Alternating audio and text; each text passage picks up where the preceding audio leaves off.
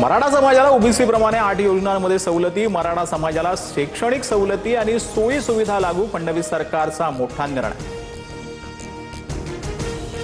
मराठा आंदोलनातील मृतांच्या वारसांना सरकारकडून आर्थिक मदत जाहीर, 34 व्यक्तींच्या वारसदारांसाठी प्रत्येकी 10 लाख रुपयांची मदत, सरकारकडून 3,40,00,000 रुपये मंजूर।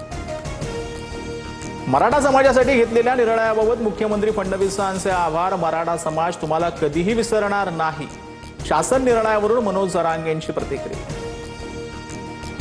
ओबीसींना डावलून मराठा समाजाला नव्या सवलती देण्यास आक्षेप, मराठा समाजाच्या सवलती ओबीसी समाजाला द्या, बबनराव तायवाडेंची मागणी, तर मराठा समाजाच्या मागण्यांना रेड कार्पेट, ओबीसी समाजाला सापडणं वागणूक, लक्ष्मण हाकेंची टीका। नाशिकमध्ये गोकुळ गीतेंच्या बंडखोरीमुळे महायुतीत पेच, महाजनांसोबत बैठक न घेता सामंत मुंबईकडे निघाले, तर बंडखोरीच्या विषयावर लवकरच पडदा पडेल, जळगाव नाशिकमध्ये लवकरच मार्ग निघेल, गिरीश महाजनांकडून विश्वास व्यक्त। नाशिकच्या जागेसंदर्भात सकारात्मक चर्चा सुरू, चर्चेअंती नाशिक आणि जळगावात पाठिंबा मिळेल, महायुतीचे सर्व 17 उमेदवार विजयी होणार, उपमुख्यमंत्री शिंदेंकडून विश्वास व्यक्त। पुरेसे संख्याबळ असताना भाजपाकडून घोडेबाजार कशासाठी, अर्ज माघारीसाठी 150 कोटी दिले, संजय राऊतांचा आरोप, तर राऊत पैसे मोजायला होते का, उपमुख्यमंत्री शिंदेंचा सवाल। पुणे परिषदेतून पवारांच्या राष्ट्रवादीनं माघार घेतल्यानं काँग्रेस आणि ठाकरेंची शिवसेना नाराज, पुण्यात मवियातून बाहेर पडण्याचा काँग्रेसचा प्रस्ताव, तर मवियामुळे पुण्यात ठाकरेंच्या शिवसेनेचं नुकसान, वसंत मोरेंची टीका। सोलापूरमध्ये महाविकास आघाडीत फूट, उत्तम जानकरांच्या स्वतःच्या पक्षाचा उमेदवाराला विरोध, मतदानावर बहिष्कार टाकण्याचा आमचा निर्णय, जानकरांची माहिती। चिंचवडच्या यात्रेत मेड इन पाकिस्तान वस्तूची विक्री केल्याचा महिलेचा दावा, मोरिया गोसावी मंदिर परिसरातील यात्रेतील प्रकार, व्हिडिओ व्हायरल, पोलिसांकडून तपास सुरू।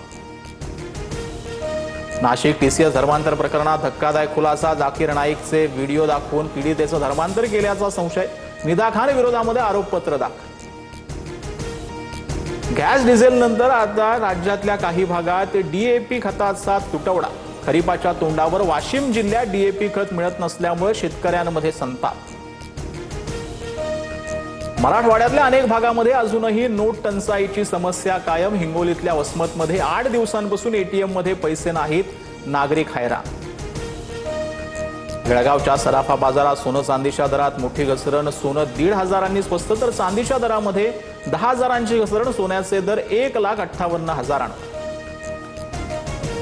राज्यात मान्सूनपूर्व पावसाचा धुमाकूळ, इंदापूर संगमनेरमध्ये वादळासह गारपिटीनं घराची छपरं उडाली, तर मालेगावात पिकांचं नुकसान, बारामती, करमाळा आणि धाराशिवमध्ये मुसळधार पाऊस, पुढील 48 तासात राज्यात पाऊस सक्रिय होण्याची शक्यता।